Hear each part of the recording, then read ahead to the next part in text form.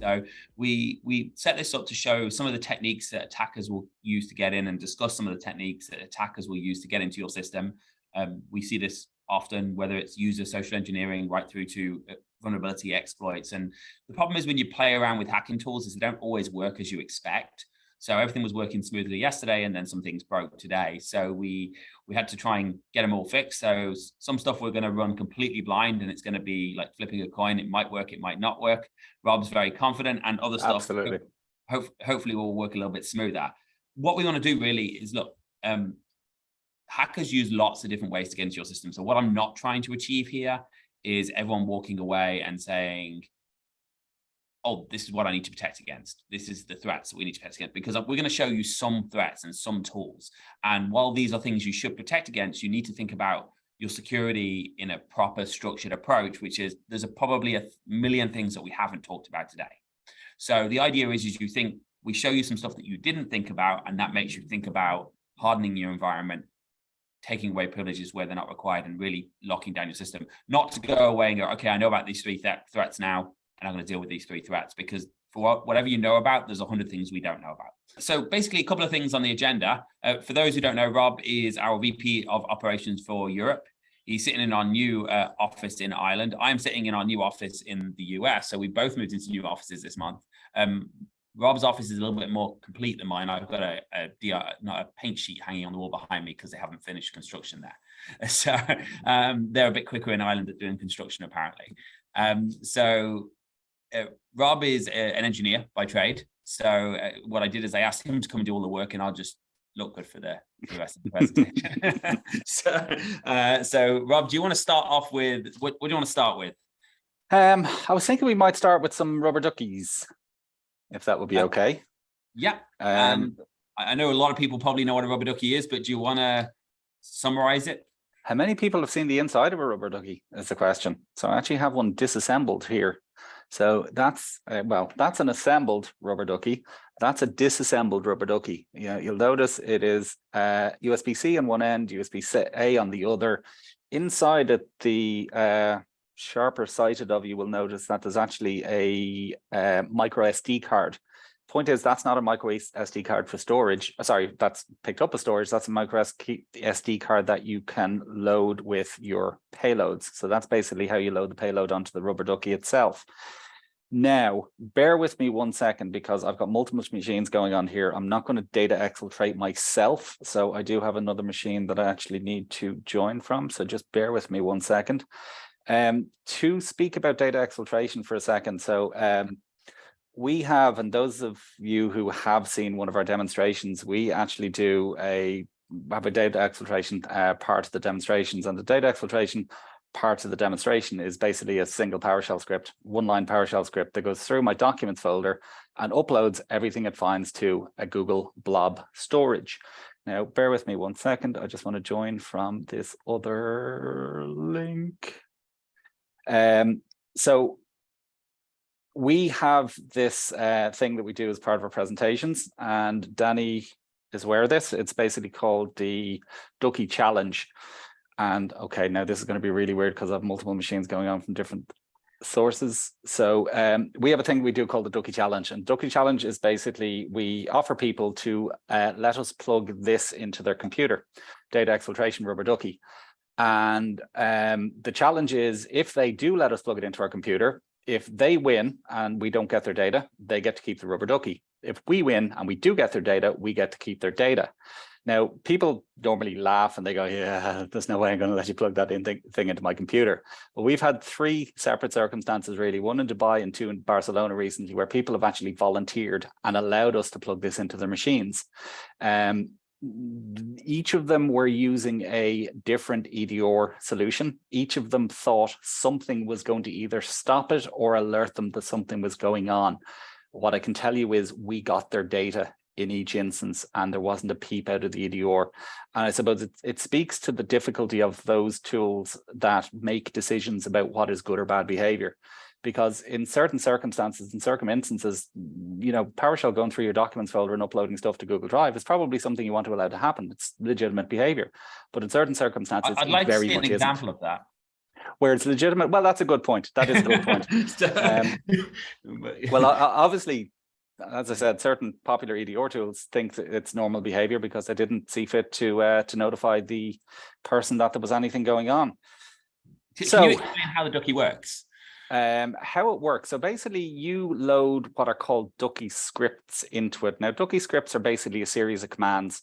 I will give you an example of a Ducky script here now. The Ducky is not a USB drive in a traditional sense. So if you block, it is detected as a keyboard. Correct. It is detected as a keyboard. So if you plug a USB drive into your computer and it's blocked normally, a Ducky probably will not be blocked unless you block keyboards as well. Let me just share this screen with you first of all, and this is where it's going to get really complicated because I've got many screens and several computers on the go. So that's an example of what a Ducky script looks like. So it is effectively a series of commands. Now you'll notice there, for example, the delay is basically saying, wait for a second, GUI, or basically brings up your run screen in Windows. So it's mimicking a keyboard. Okay, and the point is it's detected by the computer as a keyboard. It's not detected by the computer as storage. So it's relatively easy to control storage, especially if you use ThreatLocker, but it's very difficult to stop your computer detecting keyboards because if it doesn't detect keyboards, you ain't going to have any keyboards to use. Some people will say glue your USB ports shut. I've actually spoken to people recently who have taken that approach. So they've literally put glue in the keyboard or in the USB ports on the machines. I mean, it's effective, but I don't know how practical it is in most organizations. So as I said, that's broadly speaking what a Ducky script looks like. You program that in, you create what's called an inject.bin file, which is a payload, and then you've got your ready to go Rubber Ducky. Now, I'm going to connect another machine to this because, as I said, I don't want to exfiltrate my own data. So bear with me 1 second. I need to stop sharing, and I'm going to share my screen over here.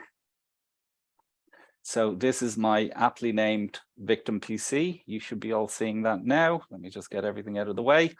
And I'm going to plug Rubber Ducky into said machine. So as I said, remember, this is data exfiltration. The blob storage is empty right now. Okay, you might have heard a bing bong there.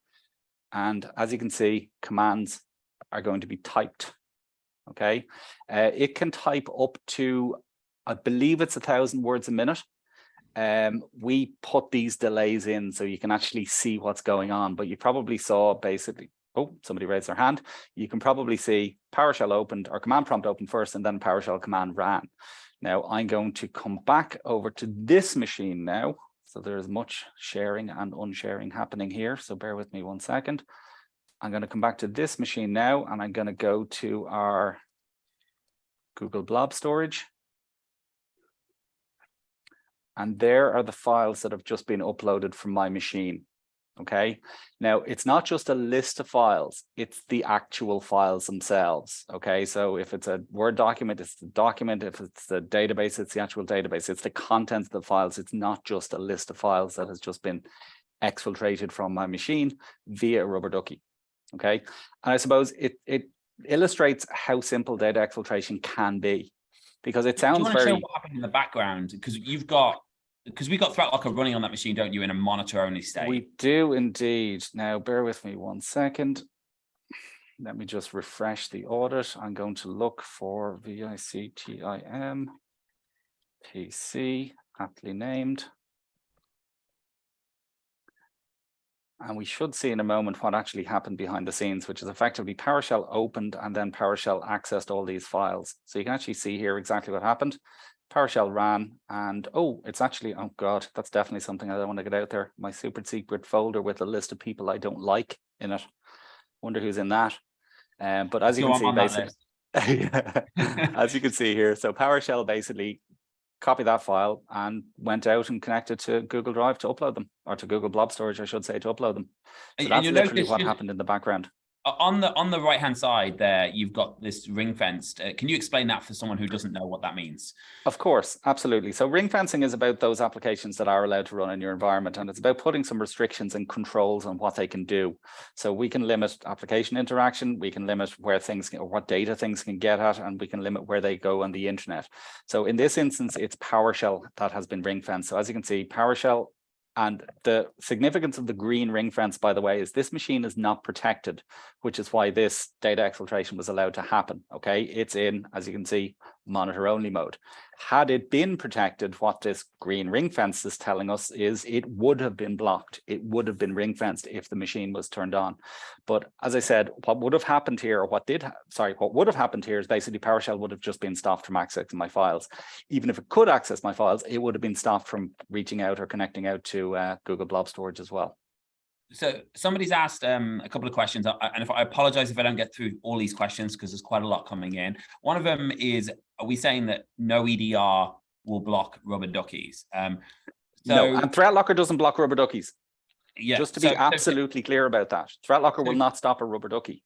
So I think the question really relates to, so will an EDR block a rubber ducky? No, because you can't really block keyboards from your computer, and ThreatLocker will not block a rubber ducky either. Probably the more appropriate question is, would an EDR stop attacks like this, which is, I'm going to steal your data by plugging in a rubber ducky? And the answer, in every case we've tested, the answer is no. Just you could have a threshold that if a certain amount of data gets copied, it could hit that. But in all of the cases we've tested with the major EDRs and major companies as well, the answer has been no. If anyone wants to run that PowerShell command on their PC, Rob will delete your data afterwards, he promises. Promise. But the answer is, generally speaking, EDRs are focused on triggering alerts based on bad behavior. If you simulate behavior that could be good behavior, it's hard for, like, using PowerShell as a tool to access your files isn't normally considered bad behavior. Now, the amount of demos we've done with this in the last year, maybe one of these guys is going to say, oh, let's at least block ThreatLocker's demo soon. But in this case, it wouldn't. Well, in the cases we've tested on so far, as Danny said, we haven't seen, even, it hasn't even notified. And this was one of the interesting conversations I had with it was actually a prospect, and they used one of the major EDR tools. And I asked them, just for my own information, as a matter of interest, how did they find, said it, major EDR tool, was it good? Was it bad? Was it easy to use? Was it a lot of work? And he said, look, it's fine, but the false positives break my heart. I spend all day, every day, chasing false positives. It's like the boy who cried wolf. Basically, this thing is going wolf, wolf, wolf everywhere. And he's running after chasing these things, and there's never actually anything happening. Now, he was actually on a Zoom call like this with me. And he said, when I showed him that script running on a demo machine, he said, look, do you mind if I try that script on my machine here, which is running said EDR tool? And I said, fine, absolutely, go ahead. So he ran it on his machine, and there wasn't a peep out of the EDR. Didn't even recognize something was happening. But a couple of other questions I just want to answer here as well. What if PowerShell's blocked on the PC? That's the magic nail. You should block as much software as you can. And in this case, if PowerShell had been blocked, this rubber ducky would not have been able to steal the data. You can do that in Windows, by the way. Relatively easy to block scripting tools. Blocking PowerShell isn't that easy, in that Microsoft uses PowerShell to update Office. Chrome even has uses of PowerShell with their updater. PowerShell is needed. If you can block a program, any software you run on your computer can be used against you. So the more programs you can block, the less they can be used against you. Guess what? We could have also used Register. We could also use RunDLL. And we could also use other tools which are harder to block. In this case, if you can't block PowerShell, we're able to stop it just by ring-fencing PowerShell and limiting what it can do. But always should be the first thing is, if I don't need this software to run, then I'm going to block this software from running. The other question was, there was a few there, actually. Somebody said, did I hear that correctly? Some orgs block USB ports with glue. The answer to that question is yes. Some orgs do block USB ports with glue. But I'm going to tell a little secret. I may be responsible for part of that as well. So one of the things I did before running ThreatLocker was ethical hacking. So I would get engaged by a company to come and help them secure their environment and figure out what's wrong. And rubber duckies were cool tools, and you can plug them in. O.M.G. cables, which you're going to get onto, even better. And one of the questions was, what can I do to stop this? At that point in time, by the way, ThreatLocker didn't exist. Ringfencing didn't exist.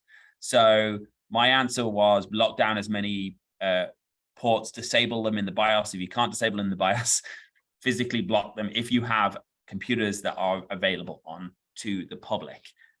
So yes, but companies do put hot glue in their USB ports to stop them working if they have public facing computers. Factory computers, I've seen it done on as well, where you've got people on a production line, you don't want to plug things into their work computers. It's not a very good idea. but it's better to block storage and limit application access and lock down the machine in other ways. But people do that, and it is not uncommon. I wouldn't say it's common, but it's not uncommon. I do have another Rubber Ducky. If Annie was, oh, sorry, go ahead, Danny. I'm going to answer one more question. Someone says, if the computer did not have an internet connection, would this have worked? The answer is no. And if you want to show ring fencing there as well, because there's another block there, is there not?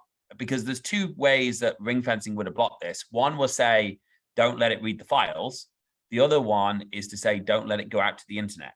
So you'll actually see both of those actions. Either of those by themselves would stop this attack being successful. PowerShell in most environments does not need access to the internet. And if it does, it's limited to certain hosts. If the computer needs no access to the internet, then just turn off the whole computer's access to the internet. But if you can't turn off the whole computer's access, turn off PowerShell's access to the internet. You can see here that it reached out to the internet as part of its attack. If it hadn't been able to do that, it wouldn't have been able to upload your files.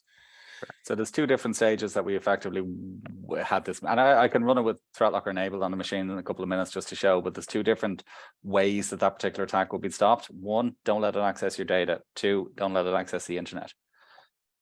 Somebody actually asked a question there, Christina Ray, can we get the script so we can run it in our systems to check if our EDR catches it?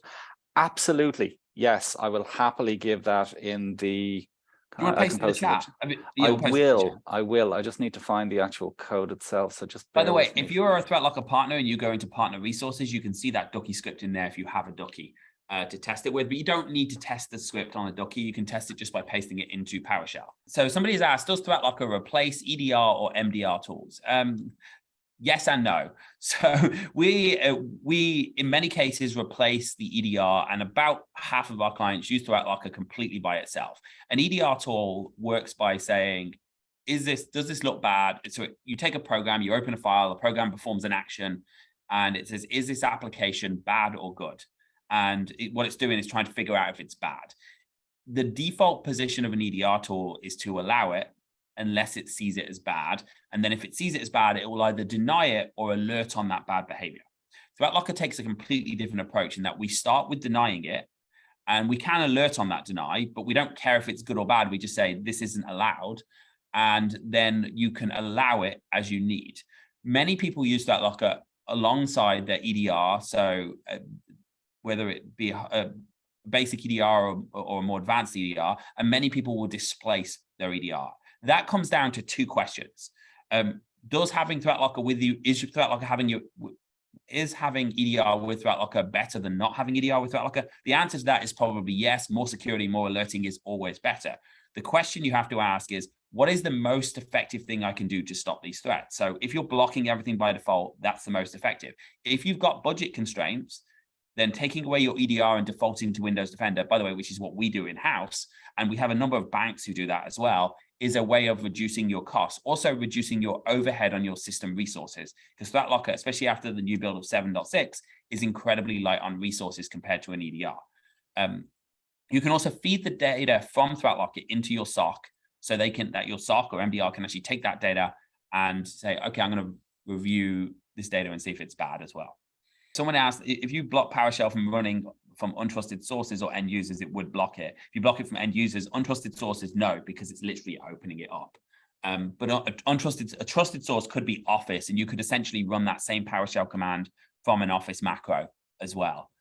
So that script is in there. If anyone wants to try it, there is a Google Drive link in there that will go to our Google Drive. We regularly clear out that Google Drive. We don't keep the data, despite Bob saying we get to keep the data. Unless I'd love to, but we don't. Yeah, unless it's really embarrassing photos, and then and then we might keep it. So, anyone fancies it, knock yourselves out.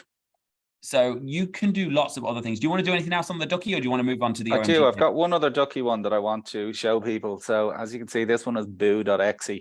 Now, we should have said at the start, and you did mention about how hacking tools can be a little bit on the flaky side. I think they need an addendum to that. Never work with children or animals, and it should be never work with children, animals, or hacking tools.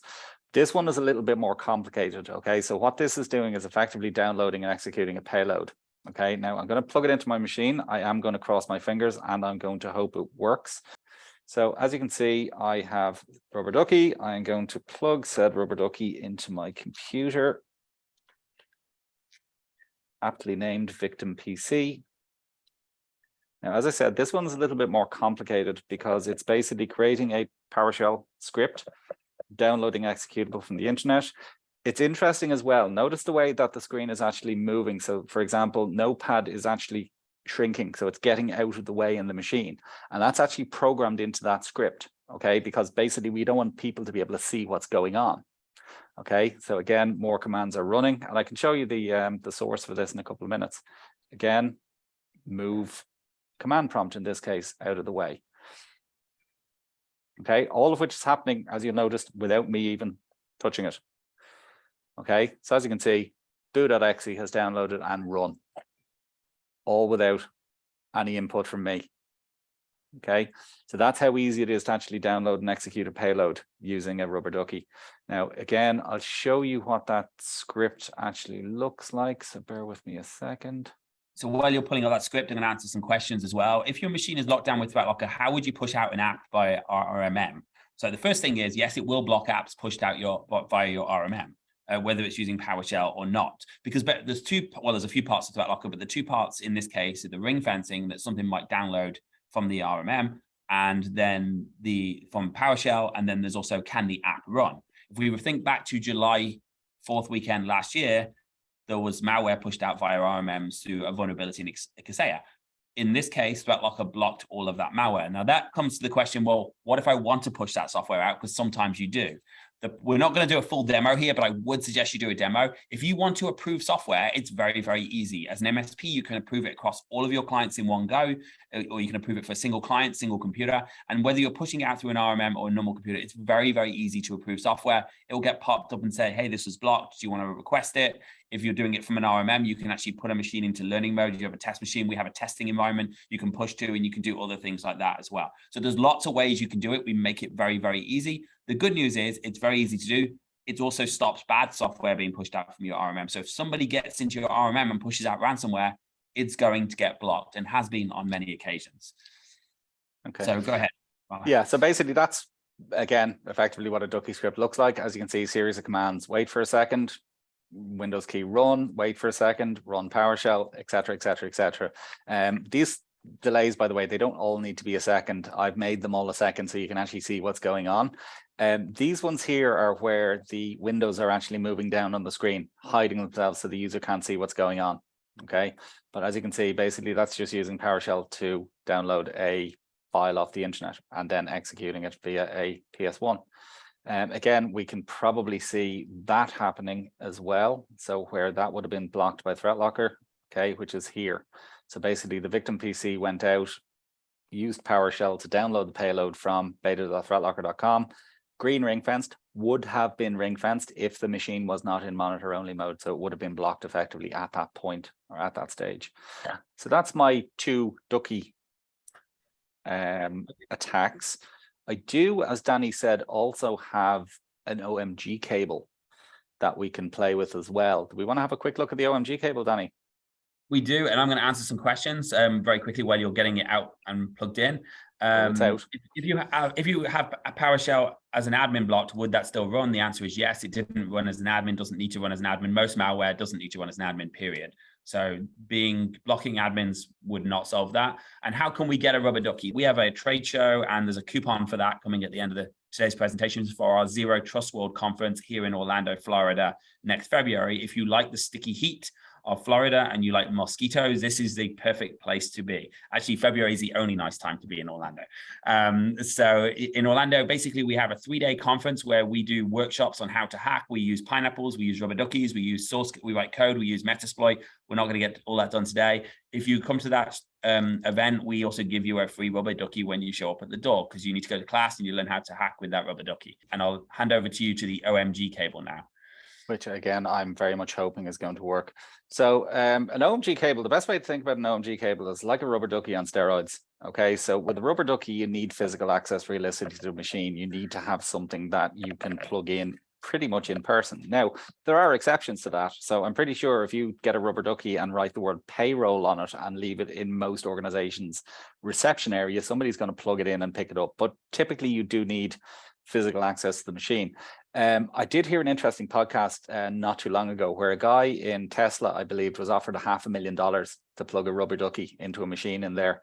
Now, O.M.G. cables, as I said, rubber ducky on steroids. So it looks like a perfectly normal iPhone charging cable, and in fact does also charge your iPhone. Plug it into a computer though, and what it does is it broadcasts a wireless network. Okay, so basically it's got a Wi-Fi adapter built into it, broadcasts a wireless network, okay, which you can obviously connect to remotely.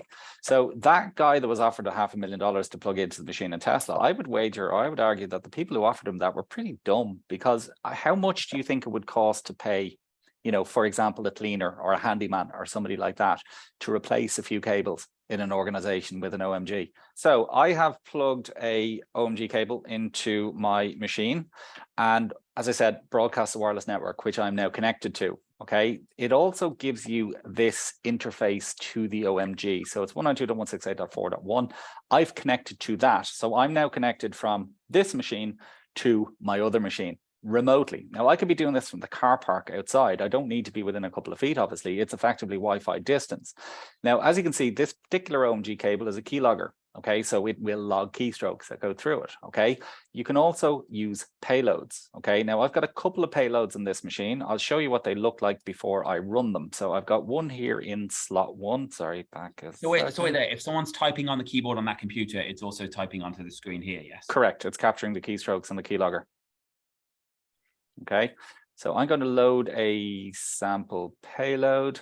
As I said, I don't think any healthcare companies on here, but that's pretty terrifying that if someone just comes and plugs in a O.M.G. cable to the back of your front desk computer, or, you know, correct.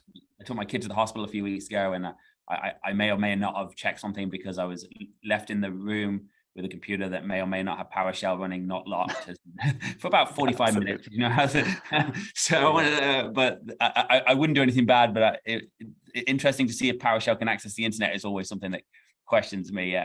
So yes. Just think about that when you put these computers, you leave these USB ports open. Are you checking for redundant devices being plugged in? And as I said, even you could ask somebody to replace cables.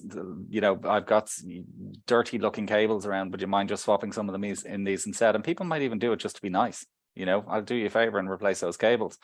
But as you can see, this particular O.M.G. payload is basically just one that creates a local user called admin.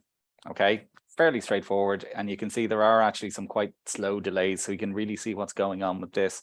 So again, I've loaded the payload and I'm going to click run on that payload. Now, let's see how quickly I can jump from one machine to the other. So I'm going to run that payload. I'm going to stop my share here. No, it's not going to work. Let me do it again, share my screen.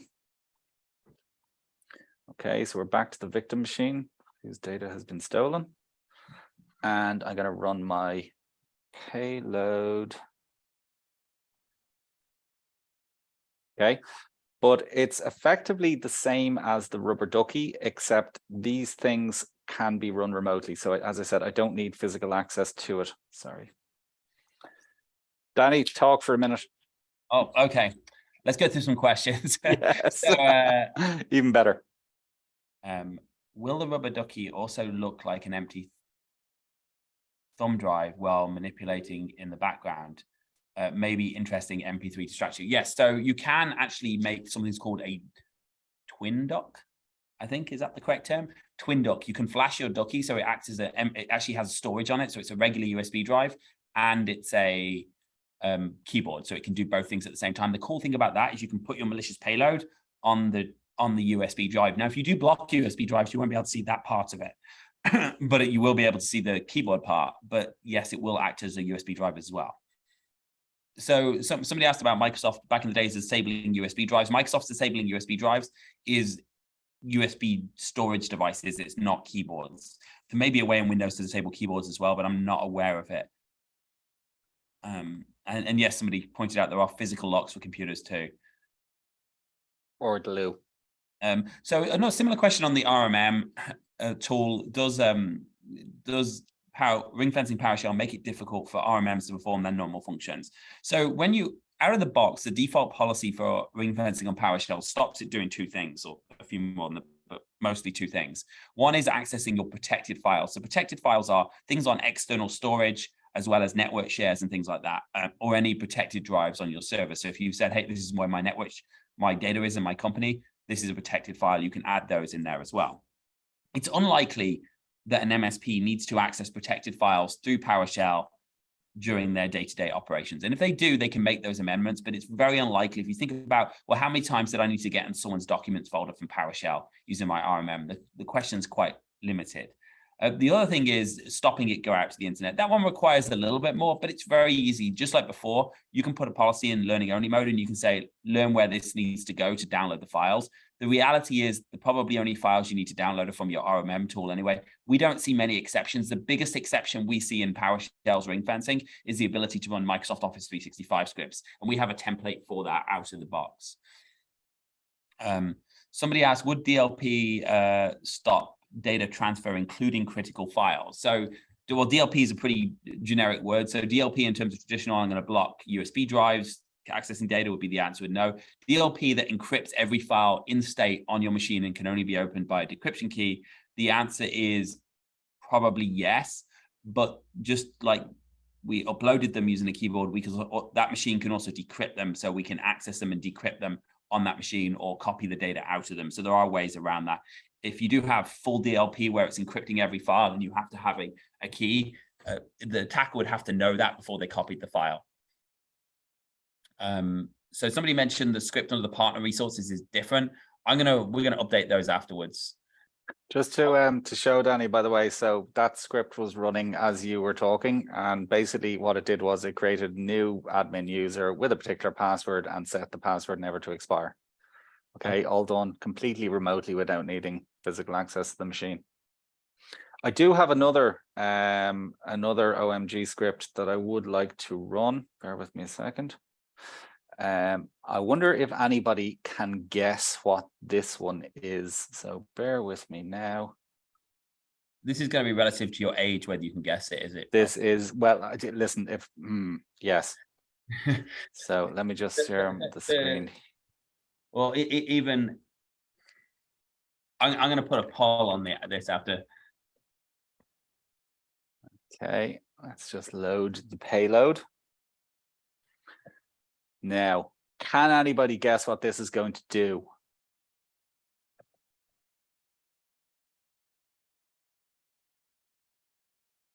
We had no guesses yet. Let me run it and we'll find out. So stop share here, start share here. Sharing your audio. Oh, that's a good point. Well, we do. Okay, let's find out. You can do it in Zoom. On the test machine, you say join audio. I'm afraid I'm going to get an echo. You can not do mic. No, this one is more of a prank, is it, Rob? Very much so. Okay. That is run. So we're just going to give it a second to do its thing. Has anyone guessed what it is yet? Mike Parks has got it. Well done, Mike. It didn't work now, Rob? Oh, we got the video, but we haven't got the audio. Oh, I think everybody knows what it is at this stage. I'll see if I've created a poll to see how many people know what Rickrolled is.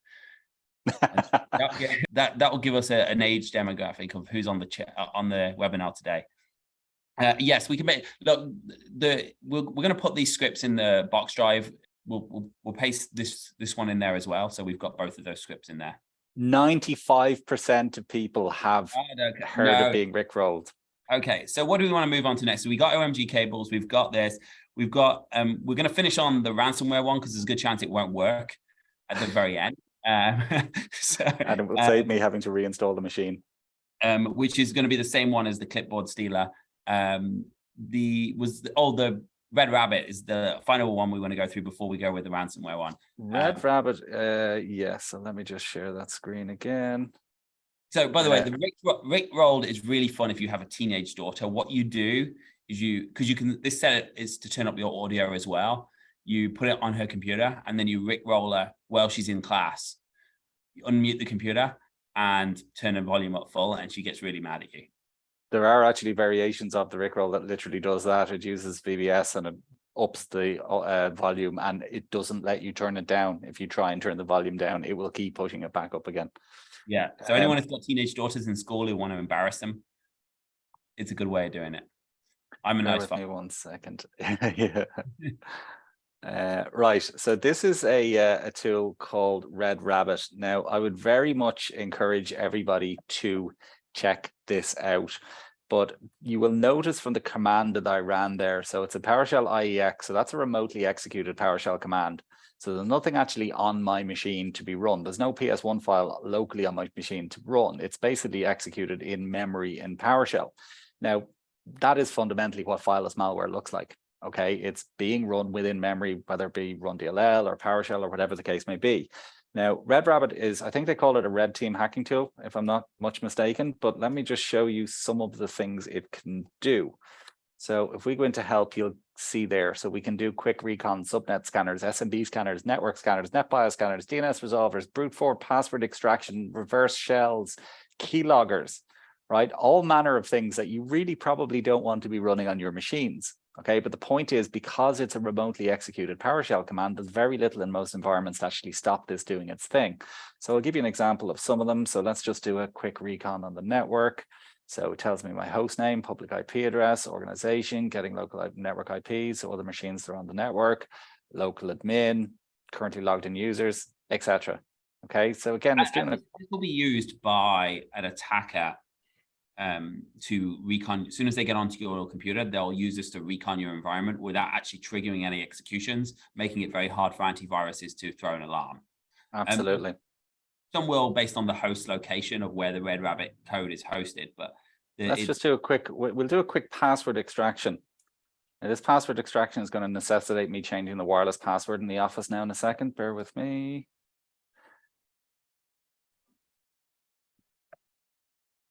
Yes. Yes. I'm pretty sure it gives me the wireless passwords as well. Oh, Danny's just found out what the wireless password is in the ThreatLocker Ireland office. I'm going to have to change that pretty quickly. Can you see that, Danny? Yeah. I hope that's not the password. That is totally the password.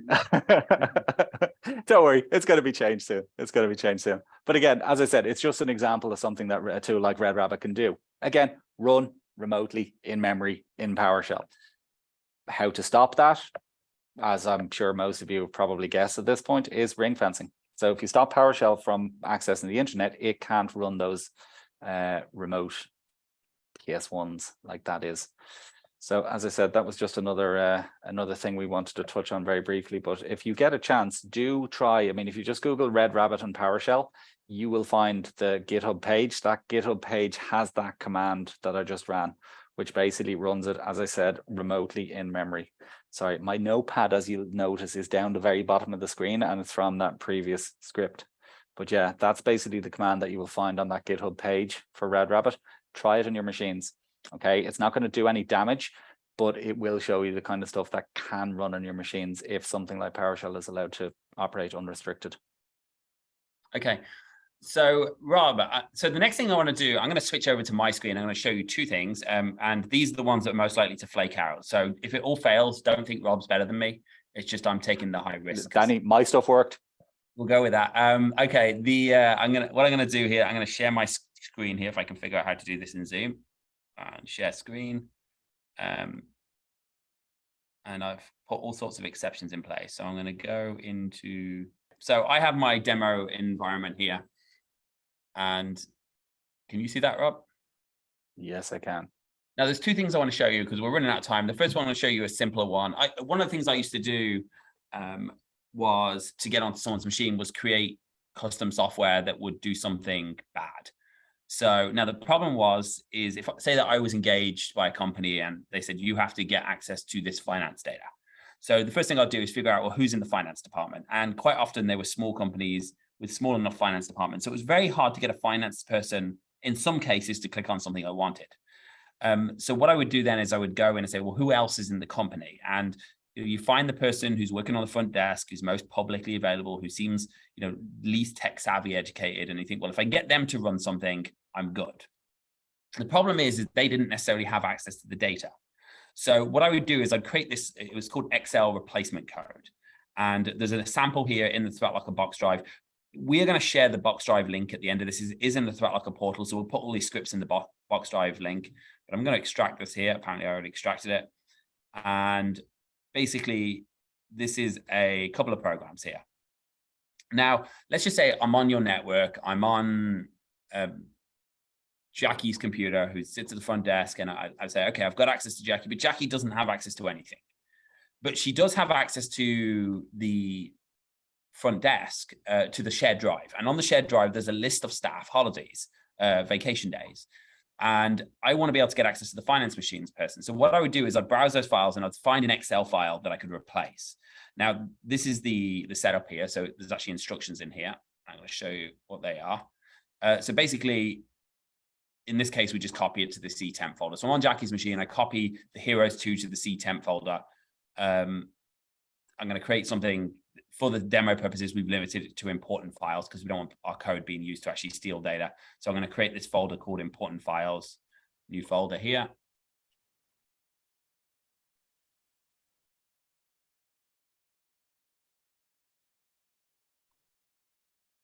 And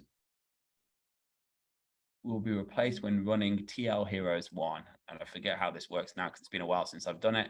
So what I can do here then is you run this. I'm going to put some files in here. I'm going to say staff vacation days. And I'm going to open this file. I'm going to put some data in here, because I don't have any real files on my demo machine here. So I'm going to create some. Now, what I would do, because I've gained access to one machine, I'll just put some data in here. This is the machine I'm gaining access to. What I can do then is I can say, I'm going to run this here. Now, what this is going to do in the background is get blocked by ThreatLocker. That's always a problem. See, my machine's secured, Rob. So I'm going to quickly go into ThreatLocker and I'm going to log in and I'm going to unblock that machine.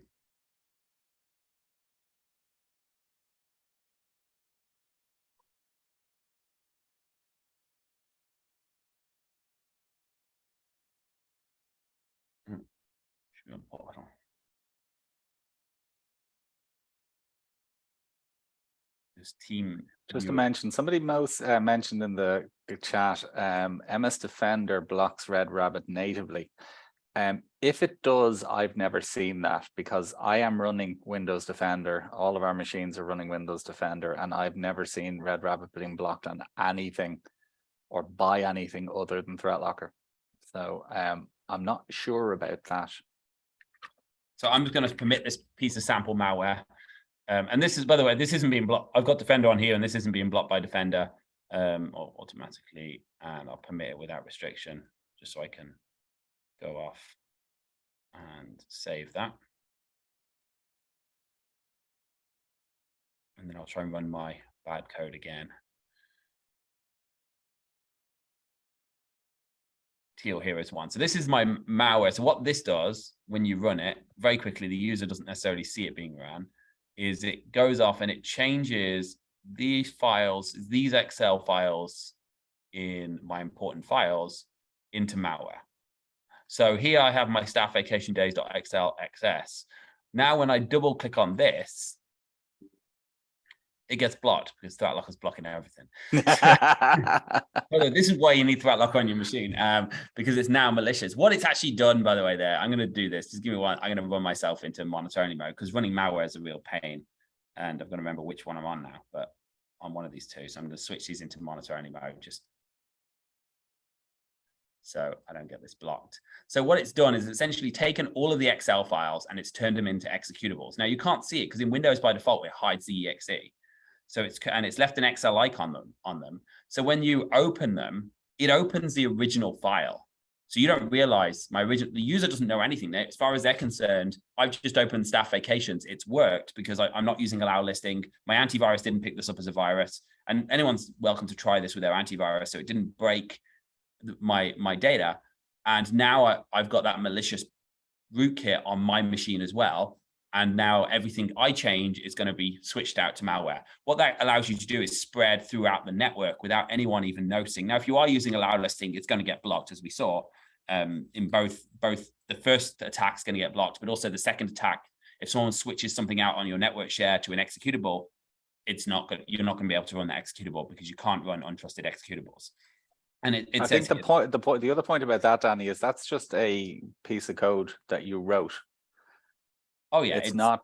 That's why it's not going to get picked up by Defender or any AV or EDR, because it's literally just code Danny wrote. I mean, there's 150,000 new pieces of malware come out every single day. You know, so how are you possibly going to keep up with that? And the reality is you can't. If anyone wants to try these again, we're going to email out the box drive. This is in here. It gives you the instructions to test it out. It is limited to important files because we don't want someone using it to steal all your data, but it's very useful. Rob, you're connected to my machine using TeamViewer, yes? Yes, I am connected to your machine because I want to give you remote support. Okay, so I'm going to give a little bit of story behind this, and hopefully this works very smoothly. So friend of mine in the UK 2 years ago now, known him for 15 years, asked him to look at ThreatLocker. He said, no, not looking at ThreatLocker. He says, we got everything. Our security is awesome. I said, look, no security is awesome. Have a look at ThreatLocker, see if it's worth it. He wouldn't even do a demo of it. So I made a deal with him. I said to him, look, if I get into your system, and I had very, very explicit requirements to get onto his machine or onto a high level machine in his organization, not do any real damage, then you will look at ThreatLocker. And he said, fine, I'll do that. So then I went back and I thought, well, I've kind of bitten off more than I can chew. I knew if I sent this guy malware, he wasn't going to run it. So I called back and said, can I go on one of your customers' machines? If I attack one of your customers and get on from there, he says, no, you can't use my customer. I said, well, we set up a dummy customer. So we set up a dummy customer because obviously you didn't want me going after his customers' machines, which is an MSP. So we set up a dummy customer, and I called him up and said, hey, I'm your customer. My machine's running dog slow. And it was I'd uninstalled all the Windows updates on it. There was thousands of updates and it's running dog slow. Now, it was actually inside a Hyper-V environment, but I haven't done it inside because this is already a Hyper-V environment here. Now, what I did is I said to him, hey, can you connect to my machine? And he connected to my machine using TeamViewer. By the way, it worked with any screen connection software, or most screen connection software, but using TeamViewer. And I said, why is my machine running slow? So he went in, checked for Windows updates, 600 updates to installed. Next thing he did was go off and minimize TeamViewer while the updates were installing, because he had to do what he would do for a customer. Now, the next thing I did is within the day, I managed to get his RMM password, and I finished the day out with something quite amusing. And I managed to get his embarrass him. You managed to embarrass him, Danny, is what you managed to do. Get malware on his machine and embarrass him. So what we'll do is we'll start with the RMM password. Rob, would you go into your fictitious password manager on your machine, not on my machine? Okay, so I need to share my screen. Don't need to share it. Just go in and open your password manager and pretend you log. Okay, so I have a remote connection to your machine. So just minimize it. Go into my password manager. My master password is very security password, so I didn't forget. So I'm going to take my credentials from my RMM. So I'm going to go and log into my RMM now. So ConnectWise, log in. Okay, so I'm just going to copy and paste the username. And as Danny said, because I'm a very responsible person, I'm using a password manager from where I'm going to copy and paste the password, and I'm going to log into my RMM. Okay, now can you do me another favor? I'm going to get you to share your screen. I'm going to stop sharing, let you share. Can you open up Teams and send somebody the demo link to book a ThreatLocker demo on Teams? Have you got Teams on? Do bear with me 1 second. Or you can. I've also somehow exited the webinar on the other machine, so just bear with me 1 second. Oh no, I'm in it. This is what happens when you have many machines on the go. Share screen, share. Okay, so yes, Danny, apologies. I'm now in my machine doing stuff, again, connected to your machine via Do me a favor. Send the sales team the demo in EMEA. We don't want the whole the demo link. So hey guys, link attached, and just send them the calendar link. Yeah. Oh, you need me to copy the calendar link. Bear with me a second. You got the demo link there.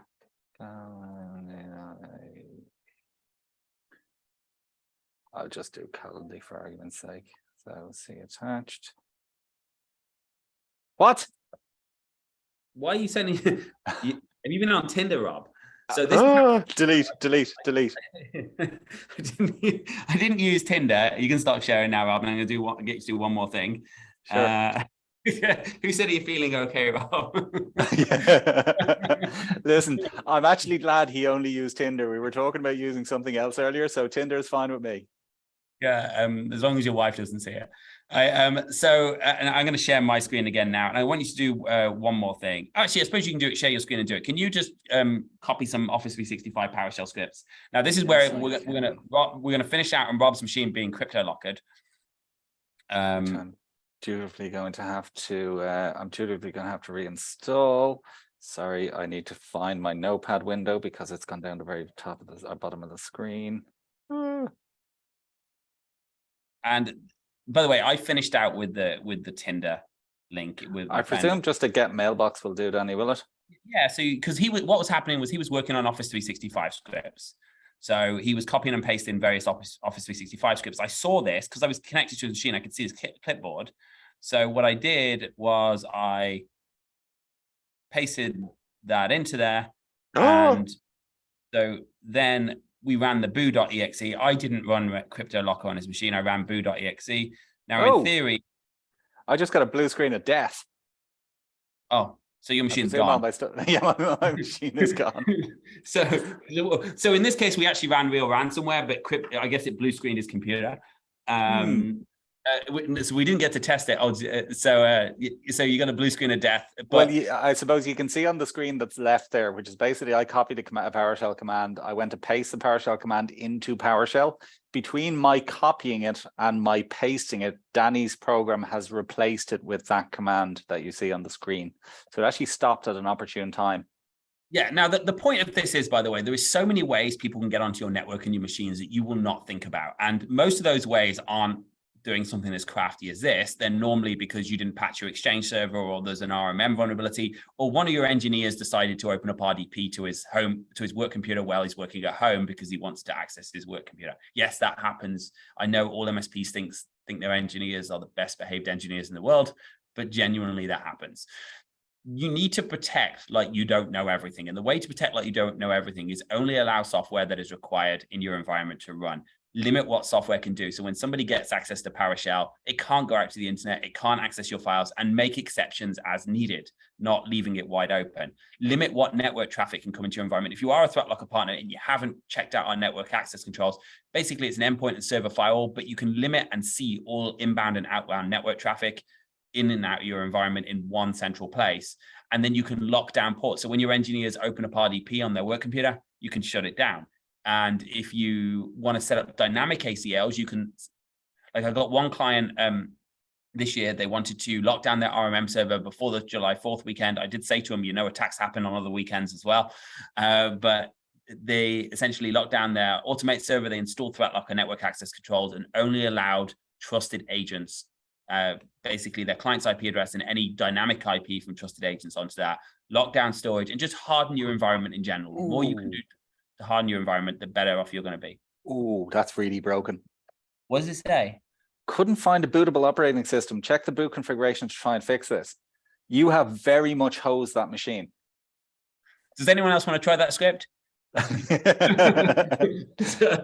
So I don't recommend trying that script. It's the one we have published, by the way. It's in the box drive as well. It only says boo.exe. It doesn't actually tank your machine. I wanted to tank Rob's machine because someone put that we were actually going to do ransomware on the webinar. So I was like, let's change this to real ransomware. Let's do actual ransomware. The good news is, Danny, is this machine is going with me to the States at the weekend. So I'm going to bring it over for one of your guys, or for one of the US guys to fix. So Yeah, problem solved. By the way, our sales team are all very worried about me now. So I've got it. Are you feeling okay, Rob? Very important link, bit suspicious. I don't think it was Rob. I already downloaded. What do I do now? It was definitely Rob Kofi. So these people are obviously not watching our really educational webinar. But yeah. I'm going to show you something very, very terrifying. This is the code that was required to do that. I knew I couldn't get this guy to run something. There's no way he was going to run something, especially as he didn't trust me. But I could get him to connect to my machine. I didn't connect to his machine, bear in mind, he connected to my machine. This is all the code it took, was basically, he's connected to my machine. When you use your RMM tool, your clipboard is shared. Remember that, be careful. But obviously, now I've got his clipboard, what can I do? I can get him to run software. So every time he copied something with HTTPS, I replaced it with Tinder. If it started with a PowerShell command, and I only did this because I saw all I was doing at the beginning was outputting his clipboard text, was to change it to my PowerShell script. And if it was anything else, just write it. So I was able to see the RMM password and everything else that was copied. So now this is just one way of getting on the machine. This script could have been ran from a Word document. It could have been ran from a Rubber Ducky, the exact same script. It could have been ran from a vulnerability in Internet Explorer like there was in 2019. Or a user might have just clicked on it because they thought it was a free upgrade to their computer, or they were going to get free 20% off. So it's very, very simple. It doesn't take a lot. And when you write custom code like this, it makes it very hard to get detected by the bad guys, because I noticed my RMM username and password was also in that, Danny. Yes, your fake RMM username and password. My very much fake RMM username and password. Rob, thank you for doing most of the work today. Although my computer's still working because I had down. So this is why I was very careful to use another machine, Danny. just to be clear, if you had ThreatLocker locked down, your computer wouldn't be tanked right now. But thank you very much for hosting with me, and thank you everyone for attending. And hopefully we see you at Zero Trust World. Enjoy the rest of your week. Thank you very much, everyone.